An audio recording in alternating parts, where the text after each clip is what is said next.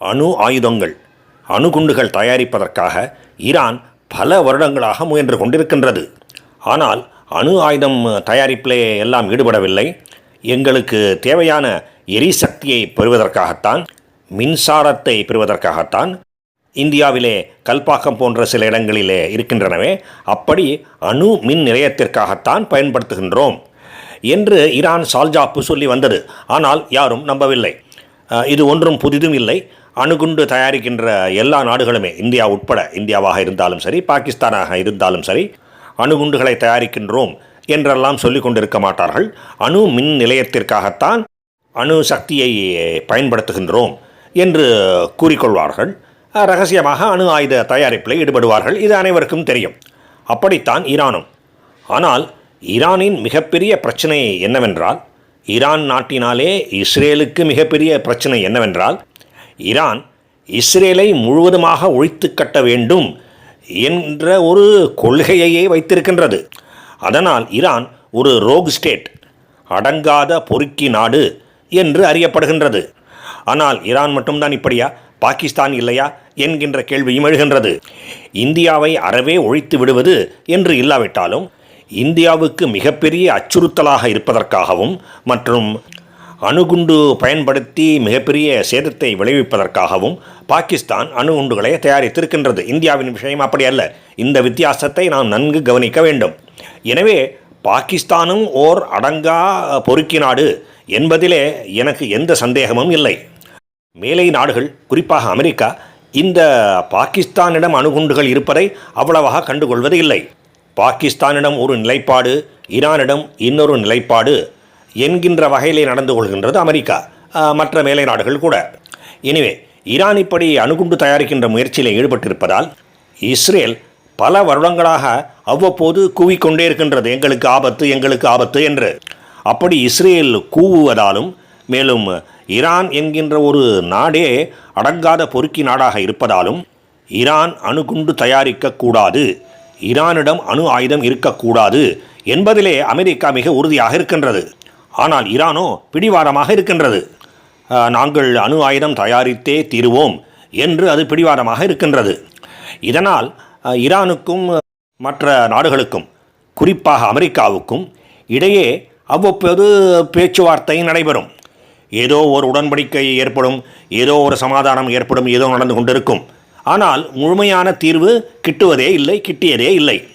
இப்பொழுது கூட அண்மையிலே அமெரிக்காவும் ஈரானும் பேச்சுவார்த்தைகள் நடத்தின. ஆனால் அது தோல்வியிலே முடிந்தது. அணுகுண்டுகளை தயாரிக்க மாட்டோம் என்று உத்தரவாதம் தருவதற்கு ஈரான் மறுத்துவிட்டது. உடனே இதற்காகவே காத்து கொண்டு இருந்ததைப் போல இஸ்ரேல் ஈரானை தாக்கியது. ஈரானின் அணு கூடங்கள் பலவற்றை சிதைத்து சேதப்படுத்தியது. உயர் பதவி வகித்து கொண்டிருந்த சில இராணுவ அதிகாரிகளையும் மற்றும் சில அணு விஞ்ஞானிகளையும் தன்னுடைய தாக்குதல்கள் மூலம் கொன்றுவிட்டது. பதிலுக்கு ஈரானும் இஸ்ரேலை தாக்கியது. இஸ்ரேலின் வான்வெளி பாதுகாப்பு அமைப்பையும் மீறி சில சேதங்களை ஈரான் இஸ்ரேலுக்கு ஏற்படுத்தியது.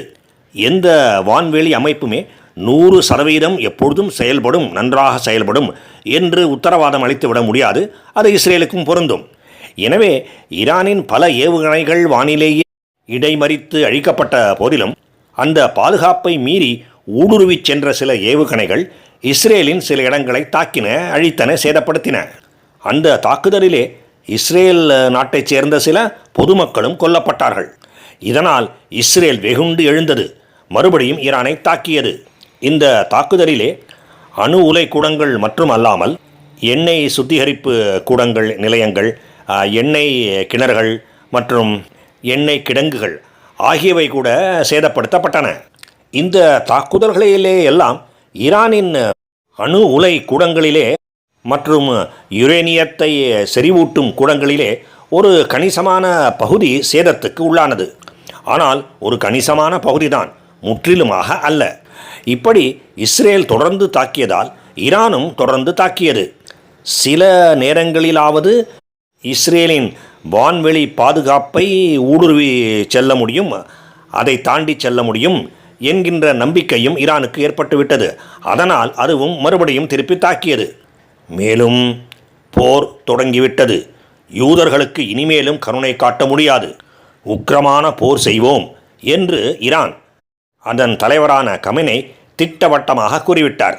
இந்த போர் உடனடியாக முடிவுக்கு வரப்போவது இல்லை, ஒரு நீண்ட போர் தொடங்கிவிட்டது என்பதற்கான எல்லா அறிகுறிகளும் தென்படுகின்றன. அமெரிக்காவும் இந்த போரிலே குதிப்பதற்கு தயாராகி கொண்டிருக்கின்றது.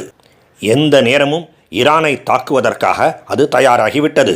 அணு ஆயுதம் தயாரிக்க மாட்டோம் என்று ஈரான் நிபந்தனை ஏதும் இல்லாமல் சரணடைய வேண்டும் என்று டொனால்டு ட்ரம்ப், அமெரிக்க அதிபரான ட்ரம்ப் வலியுறுத்தி கூறியிருக்கின்றார்.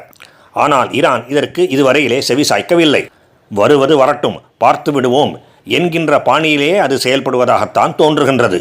இப்படி கருத்த போர் மேகங்கள் சூழ்ந்திருப்பதாலே பொதுமக்கள் ஈரானின் தலைநகரமான டெஹரான் நகரை காலி செய்து கொண்டிருக்கின்றார்கள். பல வெளிநாடுகள் ஈரானிலே தங்கியிருக்கின்ற தங்களுடைய குடிமக்களுக்கு அறிவுரை வழங்கியிருக்கின்றார்கள். ஈரானிலே இருக்கின்ற தங்களுடைய மாணவர்களுக்கு மற்றும் பொதுமக்களுக்கு அவர்கள் அறிவுறுத்தலை வழங்கியிருக்கின்றார்கள். ஈரானை காலி செய்து வெளியேறிவிடுங்கள், முடியவில்லை என்றால் மிக மிக எச்சரிக்கையோடு ஜாக்கிரதையாக பாதுகாப்பாக இருங்கள் என்று அறிவுறுத்தியிருக்கின்றன எல்லா நாடுகளும். இந்தியாவும் அப்படியே செய்திருக்கின்றது. இந்த அறிவுரையை ஏற்று பல மாணவர்கள் ஏற்கனவே ஈரானை காலி செய்து அண்டை நாடுகளுக்கு சென்று விட்டார்கள். இதெல்லாம் இதுவரை நடந்தது. இனிமேல் நடக்கப் போவது என்ன? இந்த போர் மேலும் வலுப்பெறுமா? இந்த கேள்விக்கு ஆம் என்பதுதான் என்னுடைய கருத்து. இதற்கு முன்பு ஈரான் பலமுறை உதார்விட்டு பின்வாங்கியிருக்கின்றது. தான் என்ன சொன்னோமோ அதை செய்யாமல் இருந்திருக்கின்றது. வெறும் வாய்ச்சொல் வீரராக இருந்திருக்கின்றது. தன்னுடைய பல வருட முயற்சியிலே, அணு ஆயுத முயற்சியிலே அந்த நாடு பெரும் சேதத்தையும் பின்னடைவையும் சந்தித்திருக்கின்றது. அதனால் அது கடும் கோபத்திலே இருக்கின்றது. எனவே இந்த முறை ஈரான் நாடு வெறும் வாய் உதார் விடுவதோடு நின்று விடாது. மேலும் இஸ்ரேலையும் டெல் அவீவ் நகர் உட்பட ஈரானினால் தாக்க முடிந்திருக்கின்றது. இஸ்ரேலின் வான்வெளி பாதுகாப்பு அமைப்பை தாண்டி ஊடுருவி ஈரானால் செல்ல முடிந்திருக்கின்றது. பல ஏவுகணைகள் இஸ்ரேலினால் தடுக்கப்பட்டிருந்த போதிலும் சில ஏவுகணைகள் மூலம் இஸ்ரேலுக்கு ஒரு கணிசமான சேதத்தை விளைவித்திருக்கின்றது ஈரான். இதனாலும் ஈரான் இன்னும் அதிக ஊக்கம் கொண்டு இந்த போரிலே இறங்கும். பதிலுக்கு இஸ்ரேலும் சும்மா இருக்கப் போவதில்லை, அமெரிக்காவும் களத்திலே குறிக்கப் போகின்றது. இவை எல்லாவற்றையும் ஒருங்கிணைத்து பார்க்கும் பொழுது இந்த போர் மேலும் தீவிரமாகும், மேலும் வலுவடையும் என்பதற்கான சாத்திய கூறுகள் அதிகமாகவே இருக்கின்றன. ஆனால் இதை பற்றியெல்லாம் எந்த உலக நாடும் அதிகமாக அலட்டிக்கொள்வதாக, கவலைப்படுவதாக தெரியவில்லை. இந்திய பங்குச்சந்தை உட்பட அனைத்துமே வழக்கம் போல இயங்கு கொண்டுதான் இருக்கின்றன. யாரும் பெரும் அச்சமோ பீதியோ கொண்டு விடவில்லை. எல்லோருக்கும் ஒரே ஒரு கவலைதான், கச்சா எண்ணெய் விலை என்ன ஆகும்? ஈரானின் எண்ணெய் சுத்திகரிப்பு நிலையங்கள், எண்ணெய் வளம், எண்ணெய் கிடங்குகள் இவையெல்லாம் தாக்கி அழிக்கப்பட்டால் கச்சா எண்ணெயின் விலை மிக அதிகமாக உயர்கின்ற ஆபத்து இருக்கின்றது. உலக நாடுகள் அதை பற்றித்தான் சிறிது கவலைப்படுகின்றனவே தவிர, எண்ணெய் விலை மிகவும் உயர்ந்துவிட்டால் எல்லோரும் பாதிப்புக்கு உள்ளாவோமே என்றுதான் சிறிது கவலைப்படுகின்றார்களே தவிர, வேறு எதற்கும் இந்த போருக்காக, இந்த போரினாலே ஈரானுக்கோ இஸ்ரேலுக்கோ இரண்டுக்குமோ ஏற்பட போகின்ற அழிவுக்காக எந்த விதமான அச்சமும் கொள்வதாக தெரியவில்லை, கவலையும் கொள்வதாக தெரியவில்லை. ஆனால் மும்முரமான போர் என்று வந்துவிட்டால் இஸ்ரேல் ஈரானின் எண்ணெய் கிடங்குகளை, எண்ணெய் சுத்திகரிப்பு நிலையங்களை தாக்காது என்று எந்த விதமாகவும் உத்தரவாதம் கூறிவிட முடியாது. எனவே என்ன ஆகப் போகின்றது என்பதை பொறுத்திருந்துதான் பார்க்க வேண்டும். இப்போதைக்கு இந்த போர் நீளும், மேலும் வலிமை அடையும் என்பதைத்தான் ஓரளவு உறுதியோடு சொல்ல முடியும். இந்த போரிலே பாகிஸ்தானும் குறிக்கப் போகின்றதா என்பதையெல்லாம் இனிமேல்தான் பொறுத்திருந்து பார்க்க வேண்டும். வாழ்க பாரதம்! ஜெய் ஹிந்த்!